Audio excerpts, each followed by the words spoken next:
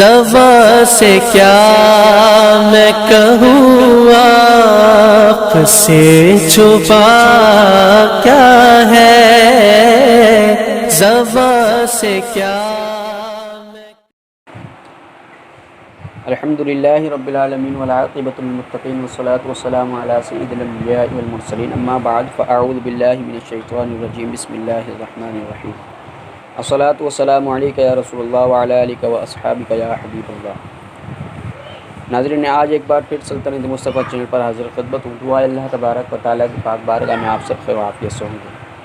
ناظرین، آج ہمارا موضوع ہے انسان کا رزق کب لکھ دیا جاتا ہے، حدیث کی روشنی میں۔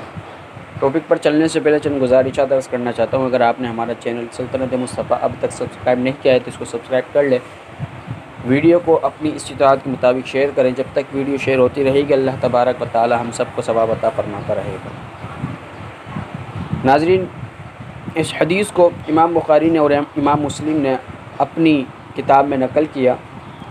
حضرت ابو عبد الرحمن عبداللہ بن مسعود رضی اللہ عنہ اس حدیث کے راوی ہیں۔ آپ فرماتے ہیں کہ ہم سے رسول اللہ صلی اللہ علیہ وسلم نے بیان فرمایا اور آپ صادق ہیں، آپ کی صداقت مسلمہ ہے کہ تم میں سے ہر ایک کا مادہ تخلیق اس کی ماں کے پیٹ میں 40 دن تک نطفے کی شکل میں جمع رہتا ہے، پھر اتنی مدت تک جمع ہوا خون ہوتا ہے، پھر اسی طرح 40 دن گوشت کے لوتھڑے کی شکل میں رہتا ہے۔ یعنی حضرت ابو عبد الرحمن عبداللہ بن مسعود رضی اللہ تعالیٰ عنہ اس حدیث کے راوی ہیں۔ آپ سے حضور نے ارشاد فرمایا، غیب کی خبریں دے رہے ہیں اللہ تبارک و تعالیٰ کے نبی صلی اللہ علیہ وسلم۔ آپ نے فرمایا کہ ہر ایک کا مادہ تخلیق اس کی ماں کے پیٹ میں 40 دن تک نطفے کی شکل میں جمع رہتا ہے، پھر اتنی مدت تک جمع ہوا خون ہوتا ہے، پھر اسی طرح 40 دن تک گوشت کے لوتھڑے کی شکل میں جمع رہتا ہے۔ یعنی ابھی بچہ تخلیق نہیں ہوا ہے، ابھی حضور علیہ الصلوۃ والسلام نے انسان کی کیفیت کو بتا دیا کہ اس کا رزق کب لکھ دیا جاتا ہے۔ پھر حضور فرماتے ہیں پھر اس کی طرف ایک فرشتہ بھیجا جاتا ہے، یعنی اللہ تبارک و تعالیٰ ایک فرشتہ بھیجتا ہے جو اس میں روح پھونکتا ہے اور اسے 4 باتوں یعنی اس کے رزق، موت، عمل اور بدبختی اور نیک بختی کے لکھنے کا حکم دیا جاتا ہے۔ یعنی ابھی بچہ ماں کے پیٹ میں ہی ہے اور اس کا رزق بھی لکھ دیا گیا، اس کی موت بھی لکھ دی گئی، اس کے عمل بھی لکھ دیا گیا، اس کا بدبختی اور نیک بختی کے سب احکام لکھ دیے گئے۔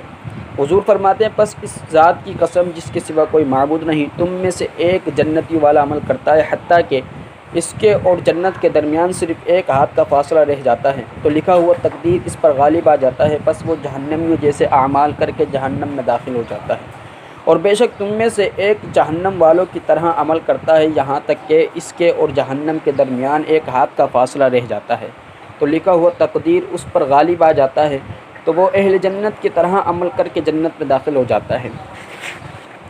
شارحین نے اس حدیث کی شرح میں چند باتیں ارشاد فرمائی۔ شارحین فرماتے ہیں اس حدیث میں بچے کی پیدائش کے سلسلے میں ان مراحل کا ذکر ہے جو شکم مادے میں طے ہوتے ہیں، اور ساتھ یہ بھی بتایا گیا ہے کہ ابھی بچے کے اعضاء بھی نہیں بنتے، اللہ تبارک و تعالیٰ اس کا رزق بھی لکھ دیتا ہے، عمل بھی لکھ دیتا ہے، نیک بختی اور بدبختی اور موت وغیرہ کے بارے میں سب لکھ دیا جاتا ہے۔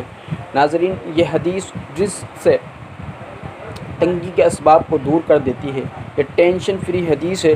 جب اللہ تبارک و تعالیٰ نے انسان کا رزق اس کے ماں کے پیٹ میں ہی لکھ دیا ہے تو باہر آ کر انسان کو پریشان نہیں ہونا چاہیے کہ میرے کو رزق کون دے گا، بے شک رزق اللہ تبارک و تعالیٰ دے گا، محنت ہم نے کرنی ہے۔ فرمایا سب لکھ دیا جاتا ہے اور جو کچھ لکھا جاتا ہے انجام کار وہی ہوتا ہے۔ اگر کسی کا خاتمہ ایمان پر ہونا ہے اور اس کا ٹھکانہ جنت ہے تو وہ زندگی بھر بداعمالیوں میں مبتلا رہنے کے بعد موت سے پہلے راہ راست پر آ جاتا ہے، اور اگر کسی کا انجام برا ہے اور اس نے جہنم میں جانا ہے تو عمر بھر اعمال صالحہ انجام دینے کے باوجود مرنے سے پہلے تقدیر اسے گمراہی کی راہ پر ڈال دیتی ہے۔ اللہ تبارک و تعالیٰ کی بارگاہ میں دعا ہے اللہ تبارک و تعالیٰ ہم سب کو نیک عمل کرنے کی توفیق عطا فرمائے۔ وآخر دعوانا ان الحمدللہ۔